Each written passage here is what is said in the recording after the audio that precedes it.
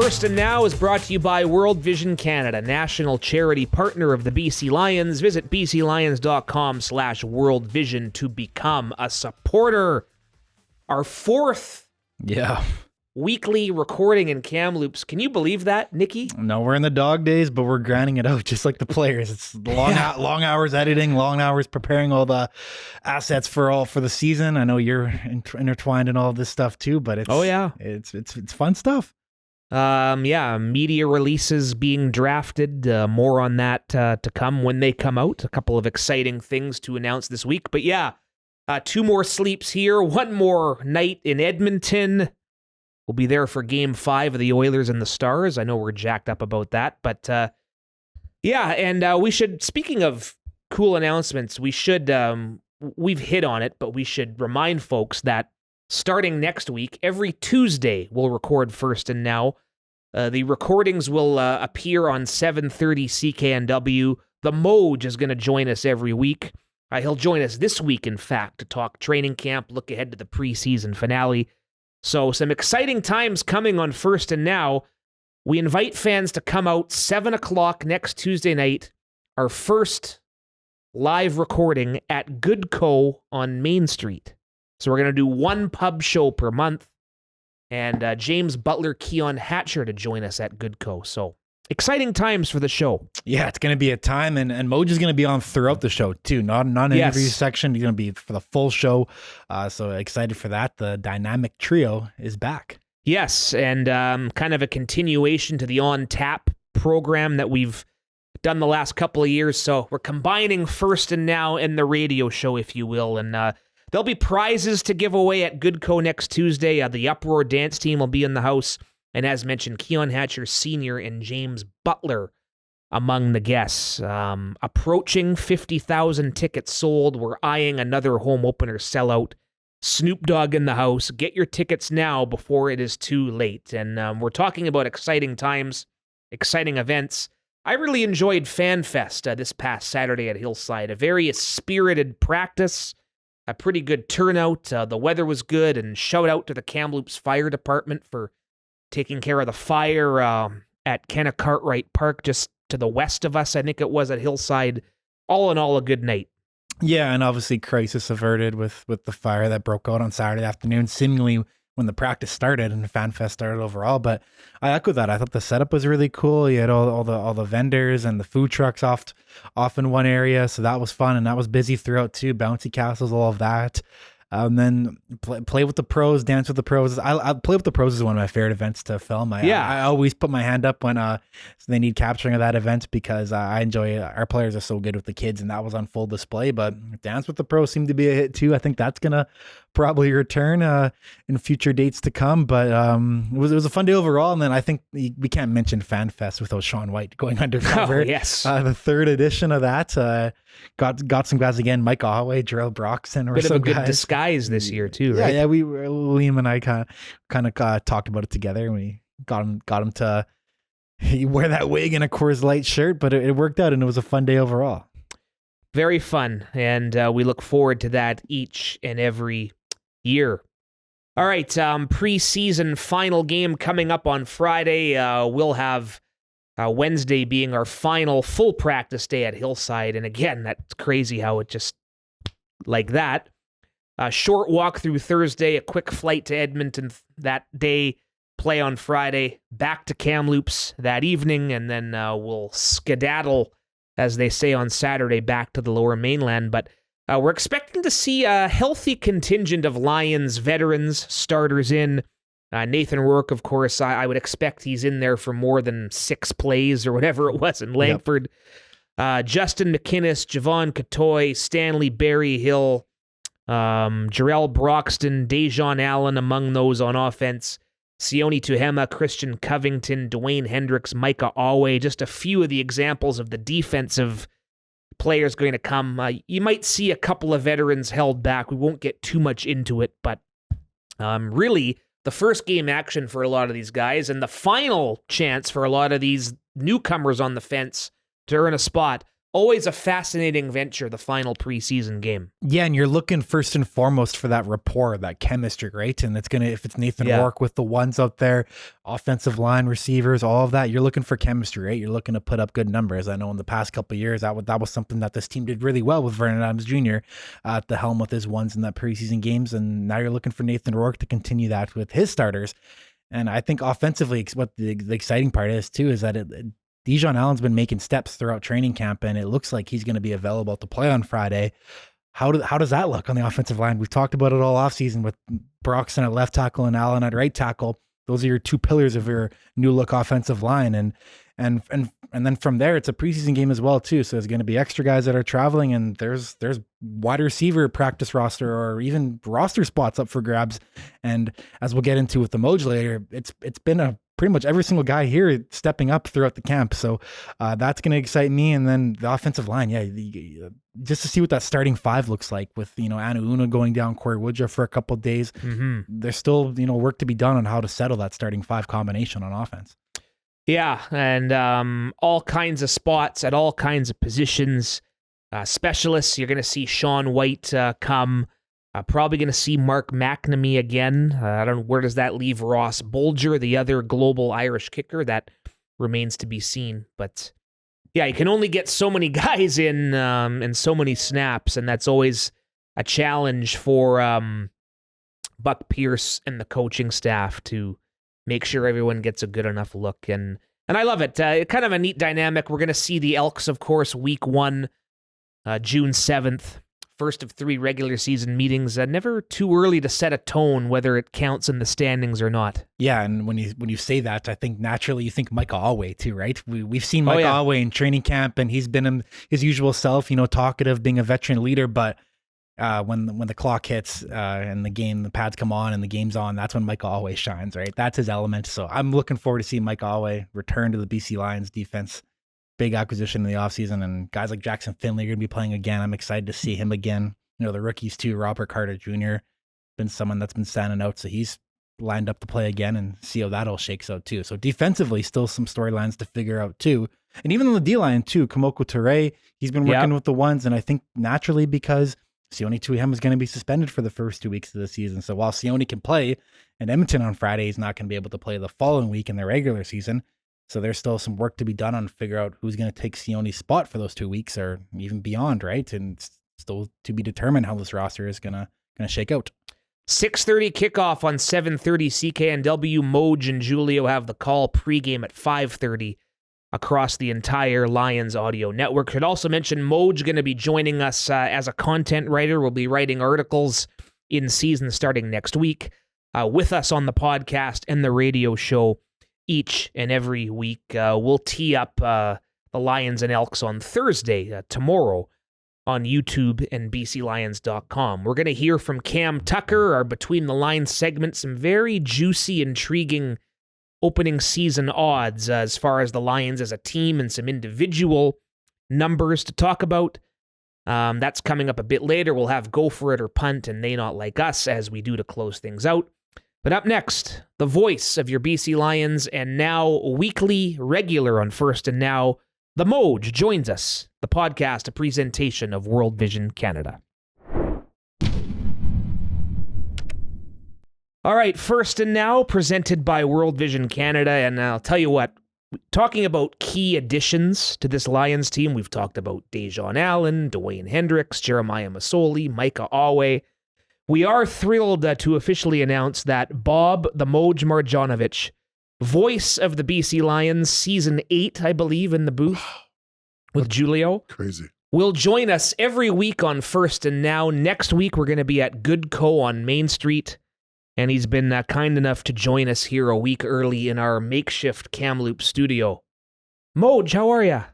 Tell you what, if there's one thing in this training camp, I'm all in, baby. I'm doing the push-ups like you guys. Every time somebody comes offside, I started doing push-ups just on my own the other day at practice. Yeah. So I want to get my quota in for the day. So I feel a little bit more, starting to get back into game shape. So it'll be all right. Yeah. So people that don't know, we're doing push-ups if there's offsides or what is offsides, drop balls, procedure. Buck Pierce makes everybody do push-ups, including the training staff, doctors, whatever, you name it. Accountability. Yeah. We're all accountable here. We're all in. Some days we're doing like 60 push-ups, so it's good work. I think the record was 6 rounds. There's some people, I'm not going to name names, but some people in the support staff that are really having a tough time doing push-ups. Yes. No, not talking about you guys. I'm just saying. I looked over one time and I'm like, dude, that's not a push-up. I was like, no. Yeah. But I'm getting like all the way down. You got to have the proper form, right? No, we're doing ours on our booth and everything. I could do one right now on this table if you I did one set on the grandstands. I was sitting there talking to my biggest people. issue was going up and down. Yeah. Because of my bad knees. And Dwayne knew, the team president was like, you don't have to do them. No BS, I'm doing it. You're doing it. I'll do it. So what I do is I just use the players bench, right? Like the little soccer, like that little soccer bench that they have. I just prop onto that and away I go. I think Dwayne was cheating, I think, maybe.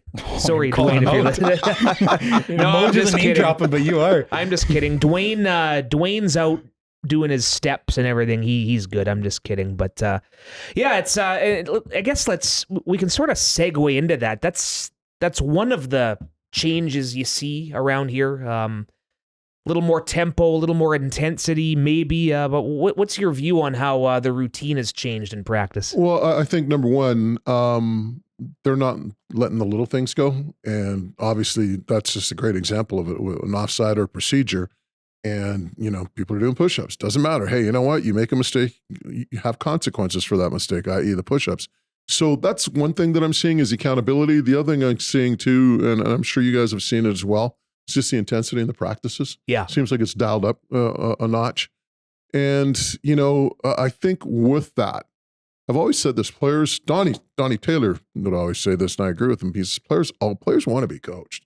They want direction. They want guidance. They want structure, right? And when you provide that for them, there's a buy-in. And the buy-in that you're seeing with this team right now is that the players are holding each other accountable. It doesn't have to be a coach, right?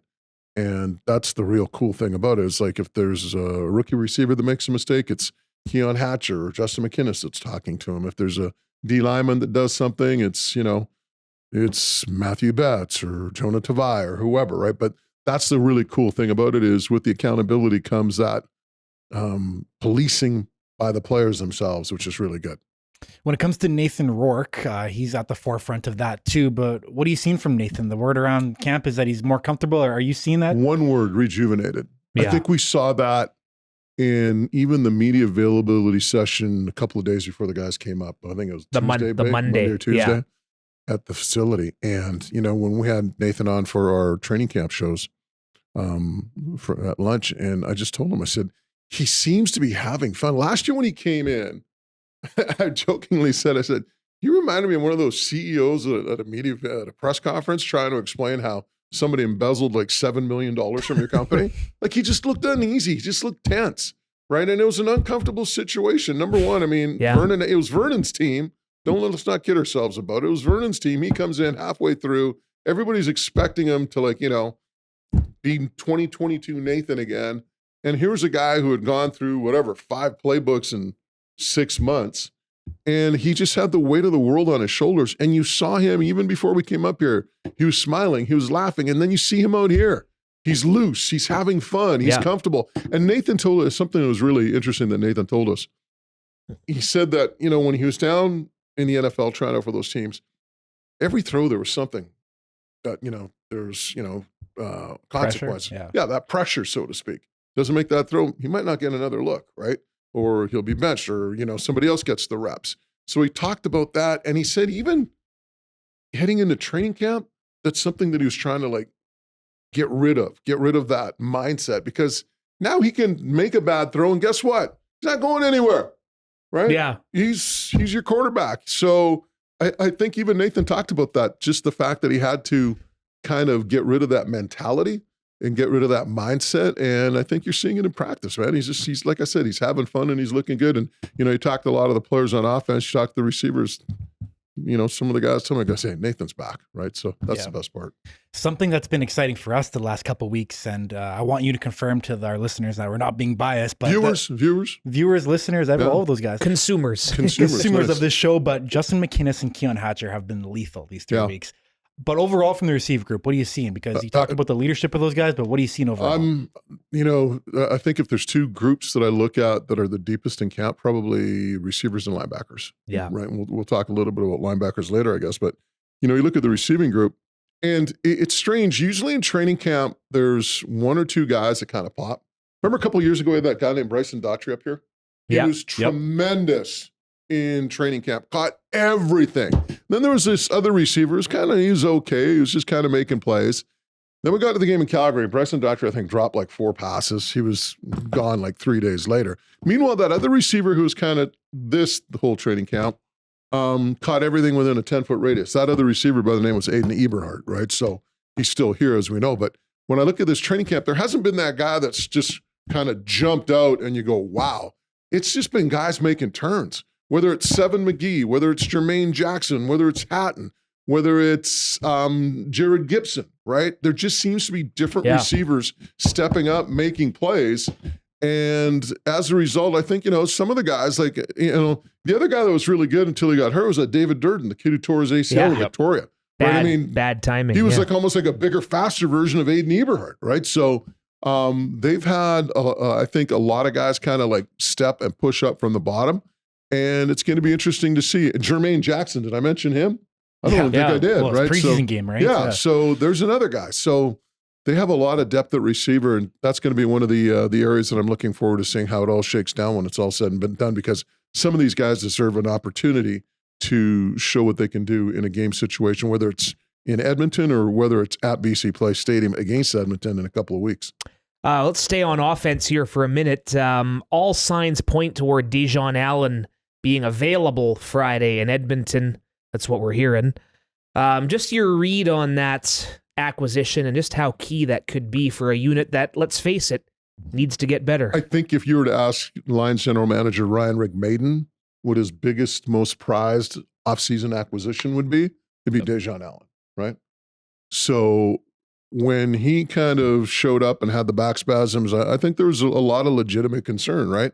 I mean, the back is something that you never really want to mess with, but at the same time, this is your guy.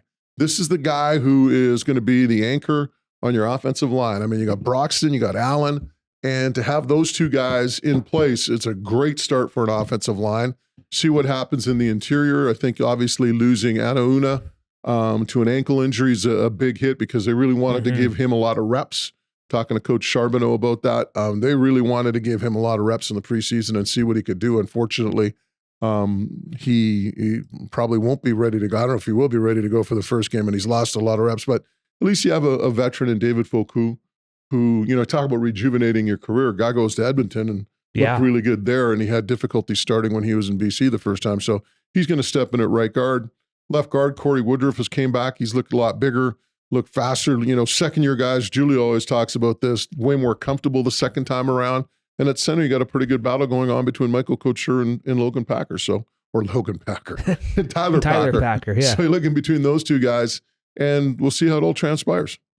Last year, I remember specifically with you watching practice, and you said one guy who's going to make this team a newcomer is Jonah Tavai, and lo and behold, he did.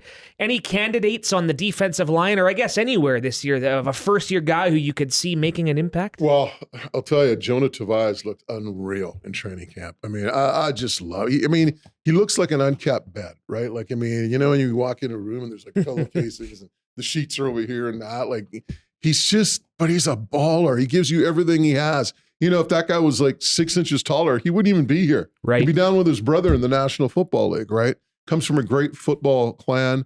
I just love the energy. There was a play yesterday. I don't know if you guys remember in scrimmage. Can we swear on this show? Can I repeat? Absolutely. We're not on radio till next week. So it was like he runs through the middle and he's like, holy shit, right? He's screaming as the play's going off because he knew he had a quarterback sack on the play, right? And he's just screaming and having fun. And I love the way that guy plays. As far as guys, the kid from the Colts second round draft pick. Kamoko Ture. Yes. I agree. He's running with the ones. He's looked good. A guy that's impressed me, even though he kind of got hurt. And I say this because I was just impressed with how steady he was Trey Crawford. Yeah. Right? Like, not he's not going to be an all-star, superstar, whatever, but he just, every time I looked, he's like, okay, I did the right thing, right? He was just a very steady rotational piece. So, yeah, I mean, I look at Teray's probably the biggest one of all the newcomers. I think Tavai's game's going to be at a different level this year. And, the rest of the guys are there. So we'll see how it all transpires. Yeah, linebacker, though, we got to talk about linebackers. Well, it's a loaded position, right? And there's still the looming returns of Josh Woods and Adam Leclerc, right? Yeah. But it seems like the team's very deep. Yeah, they're still figuring out who they want to insert at the Will and Mike positions, right? Well, I mean, obviously you got Micah Owie, and one of the things Mike will probably do is slide inside while Josh is out. So now you're looking at who's going to play outside. And so, look at the guys that have played. Ben Hladek has played there in the past. Adam Konar's played there. You've got Gagne. You've got Messam. Breuer's banged up with a bit of a groin, so he's out. But all those guys, here's the thing, too, that people forget. All those guys are pretty good, like special teams players, right? And that's the other thing that comes into play. So then you got the newcomers that have come in. Mike Smith Jr. was here last year. And in talking to him, he felt like he got a really good head start, having been on the practice roster for the last month or two of the season last year here. So he's looked good. September, yeah. Devin Richardson, the kid out of Washington State, has looked good. Jeremy Lewis, you want to talk about a guy who chirps during practice. Yeah. He's got a motor. He's always talking. But I mean, those three guys right there, right? So I'm looking at those three and like, they're players. And now the tough part is how do you, manage your roster to try to accommodate as many of them as you can, because you don't want to just cut these guys. You want them to be a part of the team. You want to have that depth. Big question now is how do you keep everybody on board? This segment's kind of serving as a good preview for Friday's game in Edmonton, and I'm sure that game will answer a lot of what this question still lies, but the returner battle right now. Yeah. Who are the candidates that are popping out to you? Well, Jermaine Jackson, right? I mean, he's looked good. I think Carter's gone back there and ran some back in practice. Jawan Manigo was another one. Yes. Manigo, Seven McGee. That's another receiver that I didn't mention that's probably still in the hunt. Seven McGee, right? I'm really interested to see of all the receivers. It's kind of funny. We were talking about which guys are going to pop and this and that. I don't know what it is about Seven McGee, but I'm really interested to see what he could do. I almost think as this offense evolves, there's going to probably be that Nick Dembski type player, that guy that can, line up in the backfield. He can run jet sweeps. He can line up as a receiver, a multi-purpose type guy. And I'm just wondering if that is Seven McGee when it's all said and done. And I could be completely wrong, but I just look at his skill set, his size, his speed, what he can do. I'm thinking that could be the ticket. No, you see the quickness with Seven for sure. Looking ahead now, what are some of the questions with this roster that you still want to see answered? Well, offensive line, the interior particularly. Allen's health is number one. Number two, what happens at right guard? Can Corey Woodruff handle playing inside? I think Woodruff's probably better suited for guard than tackle, given his body type. Yeah. I mean, he's a guy that wants to play in a phone booth, right?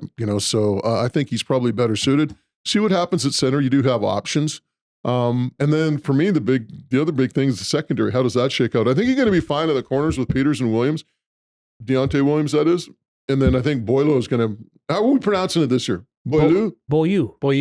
Yeah, we can pull it up after because we have them recorded. Okay, good. So Nick has the starting lineup pronunciations. Send that to me, please. So Christophe Beaulieu. There's your pronunciation guy Beaulieu, right there. I think is going to have a great season. He's had an unbelievable camp.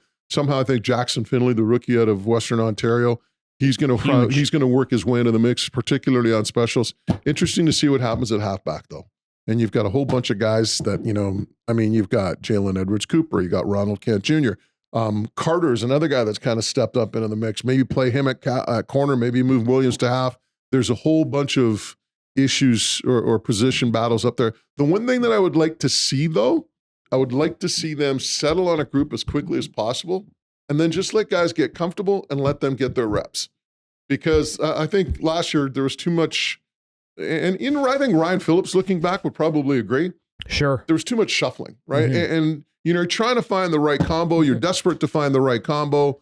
I think players have to go out there and know that if they make a mistake, that they can learn from it. I think part of being a pro in any sport is learning what you can do and what you can't do, because certain things that you did at lower levels, you cannot do at this level, right? And you have to learn that. The big question, though, is how quickly can guys learn that rather than make that same mistake over and over, right? That's the thing. I think that's what coaches are looking for. And it's interesting, we're talking about all these players that are, possibly on the bubble or making the team. I think one big factor that you really have to take into account is coachability, right? I mean, which one of these guys takes instructions well? Which one of these guys is coming up to a coach and asking him a question rather than the other way around? Which one of these guys is the guy that if you tell him a concept, boom, he gets it? Who's the guy that you got to tell the concept to maybe once, twice, 3 or 4 times before he finally gets it? So I think that's something that comes into play as well. All right. We are heading to Edmonton in a day or so as we drop this episode on Wednesday. Reminder, Tuesdays starting next week on 7:30 CKNW. That leads us to have some fun to finish this off. We do this just kind of in conversation on the bus or whatever at practice. Road trip city rankings. Where do you put the city of champions? And factor in everything, like the working conditions, everything, because Winnipeg is not 9. Edmonton's not 7. Middle of the pack. Winnipeg's not 9 though. No, Winnipeg is 9 with the conditions. Everything. How's the stadium? No, How's the stadium? Stadium's meh. It's overrated. I think you're wrong. I will agree with that because Winnipeg. Land, have to go do TSN sit-downs all the way to the stadium, all the way downtown, bus ride to the airport. Honestly, to be honest, I think you have to separate church from state. You have stadiums, you can do stadium rankings, you can do down city rankings, right? Things to do. You can't kind of mush it all together. But these are CFL road trips. We're not going on vacations. So you're talking Edmonton. No, you're right. And they're business trips, as coaches would say, as we'd always say back in the coaching days. It's a business trip. I would say, like, from a perspective of just non-football, Edmonton's probably Winnipeg's definitely 9. Maybe 7 or 8. It's down there. I don't think it's... Yeah, it's not one that I kind of jump out and say, wow, we're going to Edmonton. Montreal's the best, but it's a 5.5 hour flight, so there's pros and cons, right? I mean, and the stadium is the worst. No, Calgary. Well, I think so? Calgary. Okay. Montreal's the worst for us. And I get into this with Mark Steven, the play-by-play guy. It's just, maybe for you guys, and even from our perspective, like we're in this press box, and you have these swivel chairs that are probably, I don't know, from like 1943 or something. Yeah, you took your frustration out on one of these chairs. No, that was in Calgary. In Calgary. That was in Calgary. Yeah. Well, the problem is with the swivel chair was like you kind of rotate in it, and the broadcast location isn't that great. But it's just something like when you sit up in that press box and you see the skyline, and like I walked into one of the little suites that they had there. It's pretty cool. Like, and I understand that when you go down to the dressing rooms, they're tiny. The concourses are about, 10 feet wide. If you want to use the washroom at halftime, you might as well start going at maybe like, wait in line at the end of the first quarter. No elevators there. No elevators. Either. That's definitely a big no-no. Yeah. But there's just something about it that I kind of go, I like it. Calgary, there's nothing about Calgary that I like. It's like and this goes back to my days at UBC playing and coaching. Calgary, you're like 18 million miles away. You got these, you can't open the windows.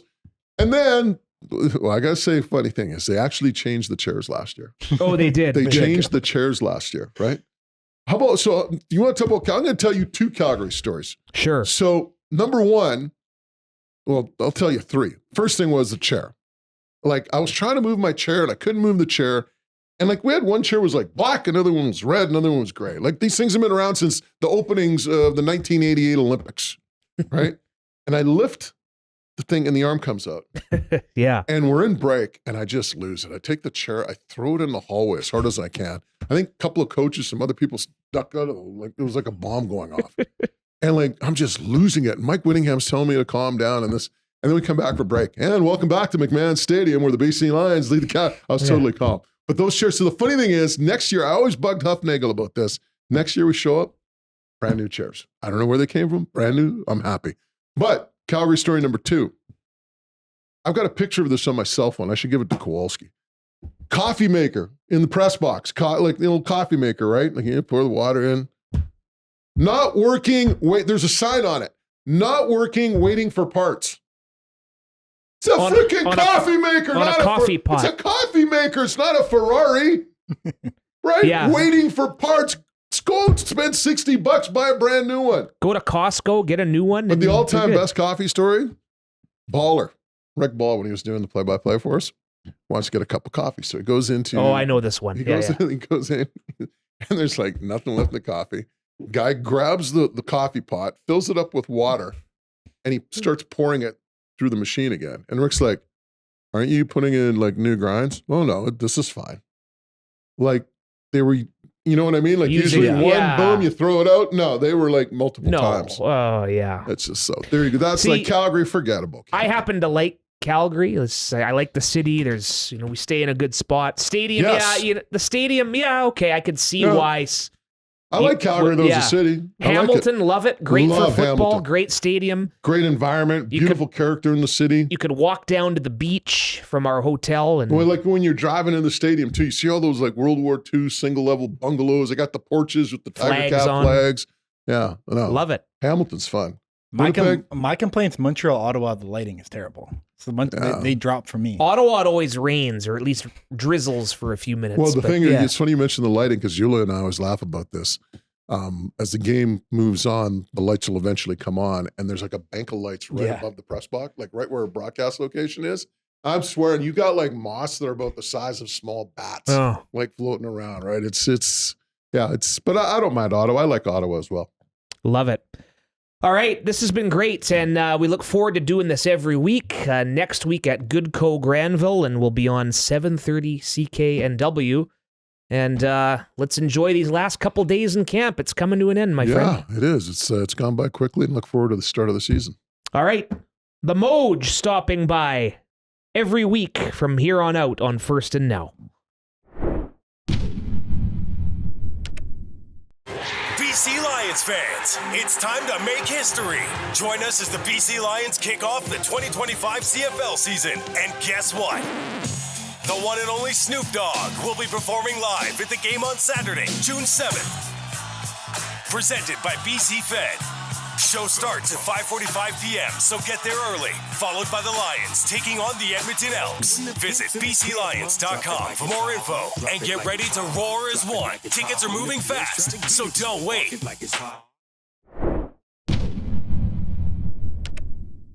Excellent stuff with the Moj, and easy to get him riled up when you start talking about city rankings. But he's right. You have to separate the city aspect and the working aspect. It's hard to do it. Okay, I view it as one full round business trip, as he was saying. So yeah, that's why I gotta give love to my hometown for Winnipeg. But I understand. Of course, you do. The city, there's stuff lacking there. I'll admit that too. And I like Calgary a lot because I can see some family friends there that I've known my whole life. And yeah, there's personal aspects to it as well. All right, where does Nathan Work stack up in the MOP odds? How many wins are people projecting for these BC Lions? Between the Lines with Cam Tucker from BCLC and PlayNow.com coming up on First and Now.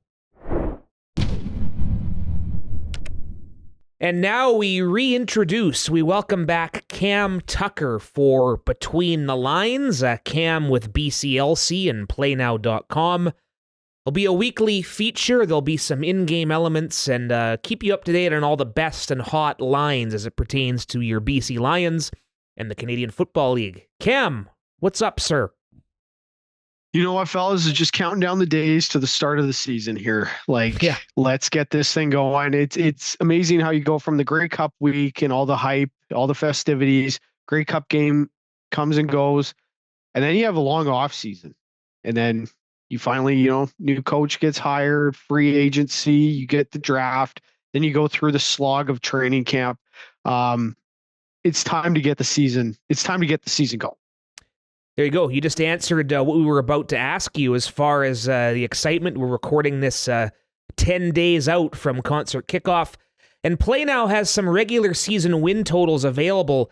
Let's talk about the BC Lions. What is the number, and what are your thoughts on the over-under? Yeah, so right now the BC Lions, the over-under on their total wins this season is 9.5. It's an interesting number looking at the odds right now of 1.69 on the over versus 2.10 on the under. So the odds makers are looking at this number, and I think that there's some degree of confidence that the BC Lions will, there's a higher probability that they'll go over the 9.5.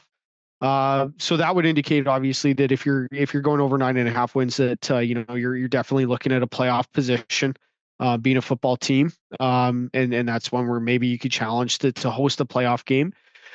So I think it's an interesting line. I was looking at the schedule this season. One of the things that caught my eye is it seems like it's the degree of difficulty for the BC Lions season is going to be really at the start of the year.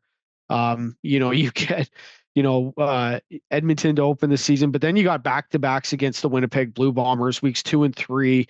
You're going to have to go into Winnipeg and try to win that game. You have Saskatchewan. You have a road game in Montreal. I think it's 4 out of the first 6 games are on the road.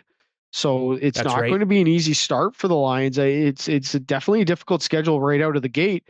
Saskatchewan, you would assume, is going to be a tough team this year, given what they were able to do last year. Winnipeg, somebody like we talked about last time, somebody's got to knock them off their perch.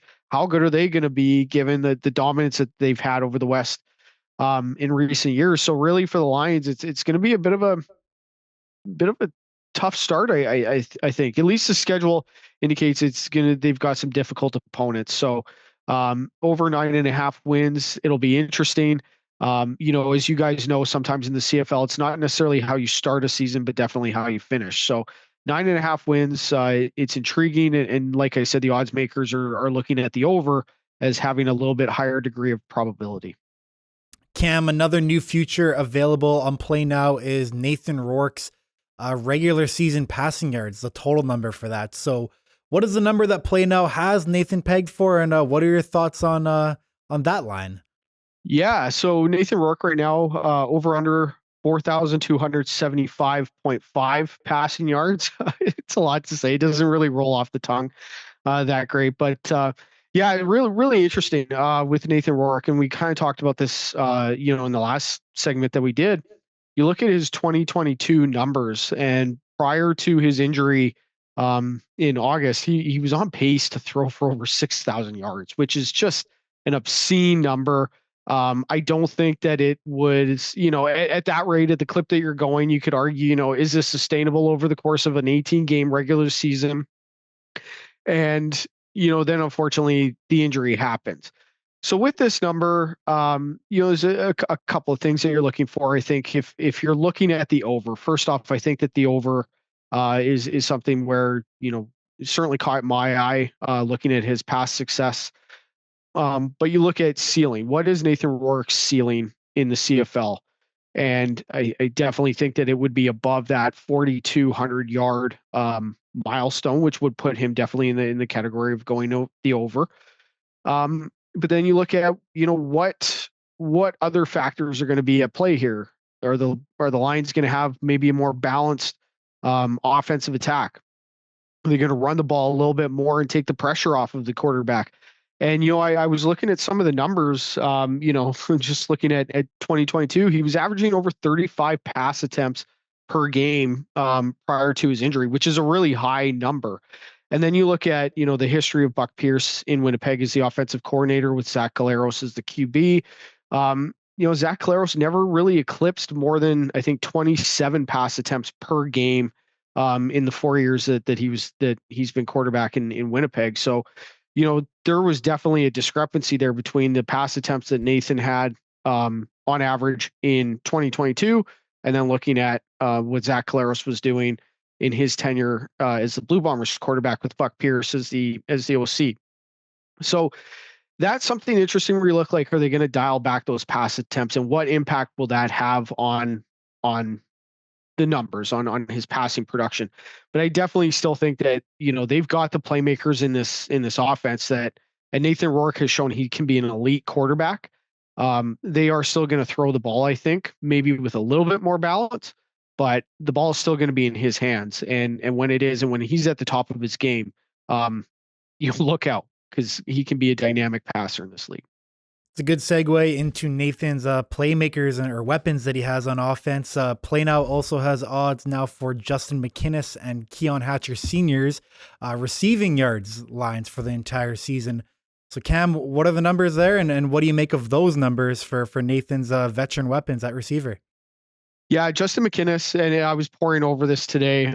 His line is 1,200 0.5 receiving yards. And looking at this, I do believe that's actually the highest individual total for receiving yards that we have right now out of all the players that we are offering preseason futures on. So that shows you just how Justin McInnis has escalated his career into a premier ball catcher in the CFL. And then there's a couple of things that you're looking at. He had over 1,400 yards receiving last year, tied for second in the league with 92 receptions. He led the CFL in targets, so he was definitely getting his share of the ball. You look at his game logs, there was a number of games where he was in double-digit targets, double-digit receptions as well. So if you're looking at that number of 1,200, 1,200 and a half, you're really looking at, what is the opportunity for Justin McInnis? So, will he receive the same degree of volume in terms of target share within this offense? And with Keon Hatcher coming back and presumably at full health following an Achilles injury 2 years ago, comes back last season and was very productive in his role. But now he's going to look to probably take another step forward this year. Will that impact the target share that Justin McInnis gets? You're also looking at, the Lions in this balanced attack. Is that mean that Justin McInnis maybe doesn't see as many targets per game as he was last season? But then you also look at his ceiling. Like, this guy is the elite pass catcher in the CFL, 1,400 yards, 6'5", 210 pounds. Like, he's an offensive coordinator's dream receiver, just in terms of his body type. And, it's the other thing that's really interesting when you break down the numbers is it's very difficult to reach that 1,200 yard plateau as a receiver in the CFL. I believe only 2 receivers did it last season. And on average, over the last 3 years, only 3 players on average have reached that total. So it is a very difficult very difficult milestone to reach. Can Justin McInnis replicate that kind of production next season? That's really the question that you're asking. And I think that if you look at target share last year, his prototype, his body prototype, you look at the style of offense that they might want to run, and the fact that Nathan Rourke is, can be that elite pass thrower. Like, it is an interesting total to have. He's certainly capable of going, or certainly the over is capable of hitting. So I think that if you're betting on that number, you're definitely looking at ceiling and then opportunity. And I definitely think that the ceiling is there for Justin McInnis to go over 1,200 and a half receiving yards. Keon Hatcher, I believe, is about 950 and a half. And again, that really interesting because, this is a guy who's had 1,000-yard receiving seasons in the CFL. And, last year you come back from a devastating injury. Like, an Achilles injury is so difficult to overcome the rehab that you do, to come back in, and he was productive in the time that he was in the lineup. Now you're almost 2 years removed from that injury. I think he's going to come into this offense with the mindset of, any doubters out there, I'm going to prove them wrong. And when you have a player like that has that mindset, especially in football, you definitely want to take note of that. And so his passing props, I think that that's a really interesting option as well.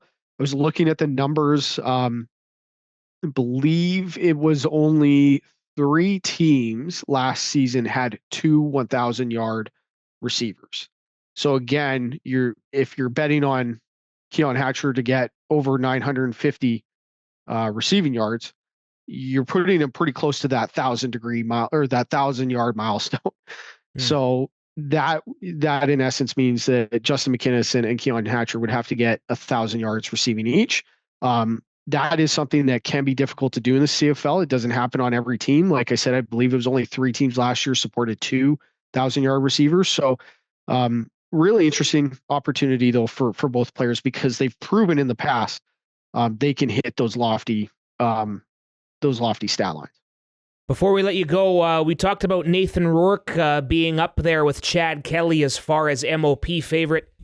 Very quickly, any others worth throwing something down on, or specifically any other Lions in the mix? Maybe those two receivers we've just talked about. Yeah, so like I'll go through Davis Alexander, the quarterback in Montreal. It seems like it's Davis Alexander's time now as the starting quarterback for the Alouettes. He's an interesting option at odds of 11.0 on PlayNow. Brady Oliveira, who is the reigning MOP, odds of 12.0 to repeat this year, which would be a really significant feat for him. Then you look at the Lions. Justin McInnis, right now, I believe he has, out of all the Lions on the team, the second best odds to win MOP at odds of 31.0. And Matthew Betts is at 101, odds of 101.0. So definitely a long shot. James Butler, the running back for the BC Lions, we remember him from 2022 when he had that breakout season. He's really good as a runner and a pass catcher. In the offense, he can do everything. His odds, not as long as Matthew Betts, but it's 71.0. So if you're looking at BC Lions players outside of Nathan Rourke, the odds are certainly getting longer for those players. But hey, anything can happen. And I think in the case of Matthew Betts, if he can have a season like Cam Wake used to do back when he was with the Lions, that certainly would put him, I think, into the conversation for sure. Well said. Hey, this has been very good. Quick plug. Where can people find some of the best odds that we're talking about here? Yeah, go to playnow.com. Check out our sportsbook, playnow.com/sports. We've got CFL futures up right now.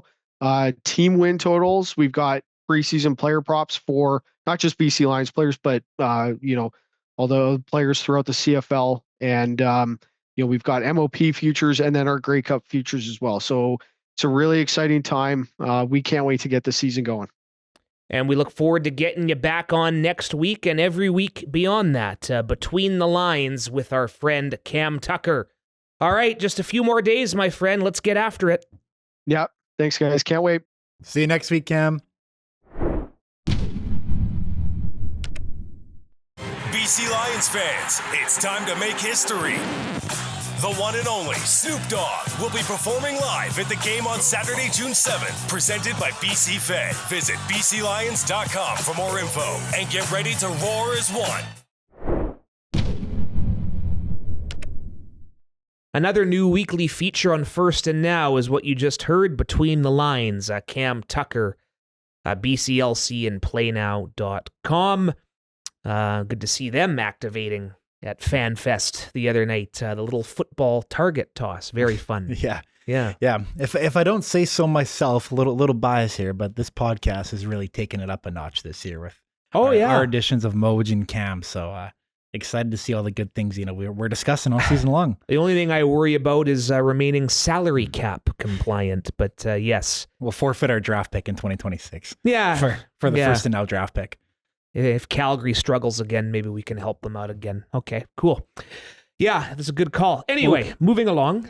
Before we move along, we actually have Calgary's podcaster from last year, Mike Alway. So we've already acquired him. See, that's a fairly good trade, I would say. You're right. Yes. We got to get Mike on the program one of these times, maybe in week 2, going to Winnipeg. All right, go for it or punt time. What do you got?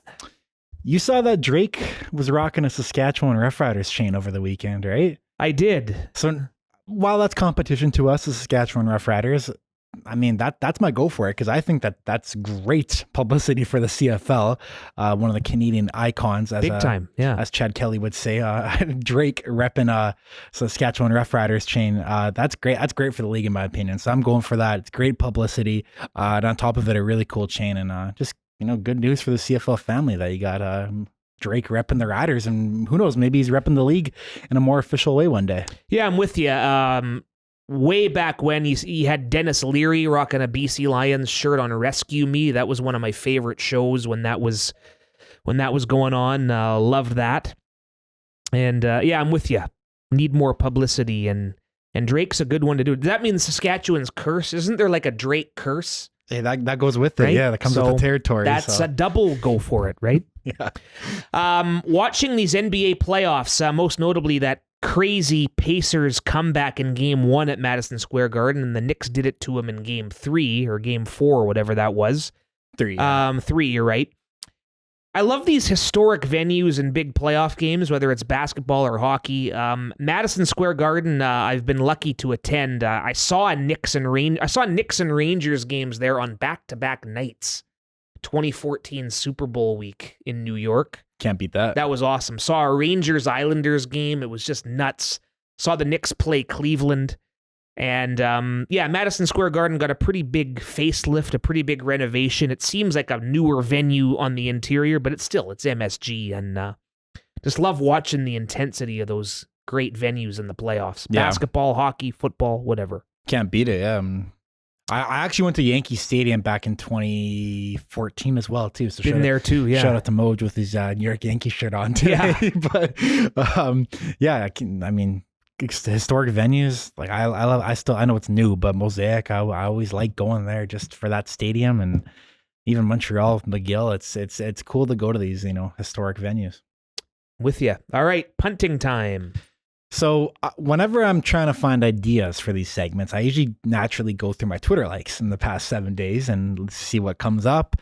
And our friend of the show, Sarah Said, has a tweet going viral right now because she was driving with a tray of pasta, I guess you could say, and it completely spilt over in her front or in her passenger seat.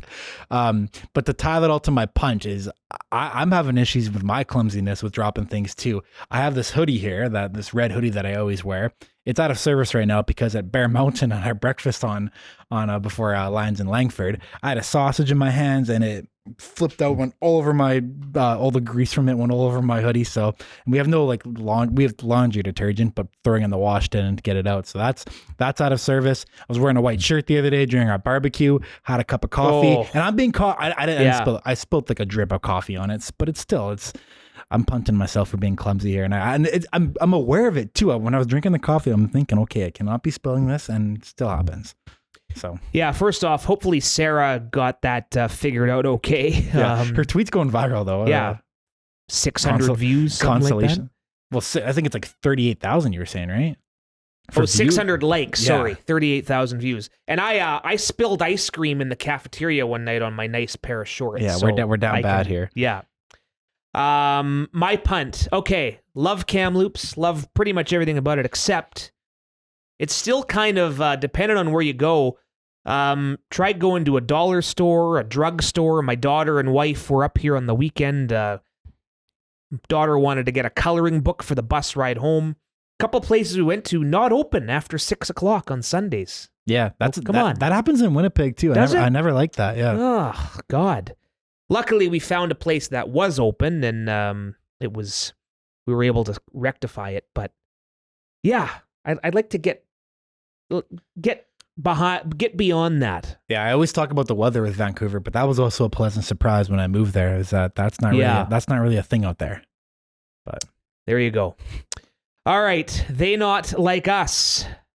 The Florida Panthers right now are on a hell of a run, right? Making the Eastern Conference Final look pretty easy. The job's not finished, but they're up 3-1 as of this recording. Still in good shape. Yeah, still in good shape. Did you see the Florida Panthers at Dairy Queen last week? No. So a Reddit fan, a Carolina Hurricanes Reddit fan, took a selfie with a bunch of Florida Panthers. So just Brad Marchand, now, yeah. Carter Verhaeghe, here it at Dairy is, Queen. And this story has on Sportsnet, Kyle Bukoskis was doing reports with it. They had a sponsored segment with Dairy Queen actually, with Brad Marchand having a blizzard in the actual dressing room. So my they not like us is that the fact that the Florida Panthers are just beating the wheels off the Carolina Hurricanes, all while eating Dairy Queen on their day off and in Carolina. So awesome. Kudos to them. It's shaping up to be a Stanley Cup final rematch here, but you never know. Well, yours truly prediction on the show back in September of a Florida Dallas Stanley Cup final is still alive. So still could be in the works here. Either would be good. I mean, the rematch is a good storyline. Two great teams. Edmonton just keeps trending upward as the deeper we get in the playoffs, and Dallas has kind of been knocking on the door for a few years. If they don't get it done against Edmonton, it would be a third straight Western Conference final loss. So, assuming the Panthers don't gag it up against Carolina, either way, I think you're going to get a pretty good matchup. My they not like us, the Colorado Rockies. Are you kidding me? at the 50 game mark, they were 8-42. So it's like over 100 games to go here, right? And I did the math. They're on pace to win 26 of 162 games. How can you be that inept? Imagine being the social media and content team for that group. Yeah, that's a good point. Oh, my God. Of course, last year, the Chicago White Sox lost something like 122 games or whatever it was. Yeah. Well, there's a lot of franchises right now that brutal. be going through some dark times, unfortunately, in baseball particularly. And yeah, that's a nightmare. That's why I've always been grateful for the good content our superstar players have provided us over the years, and we've never had an issue with that. So, shout out to the Rockies, because then they're going through it, eh?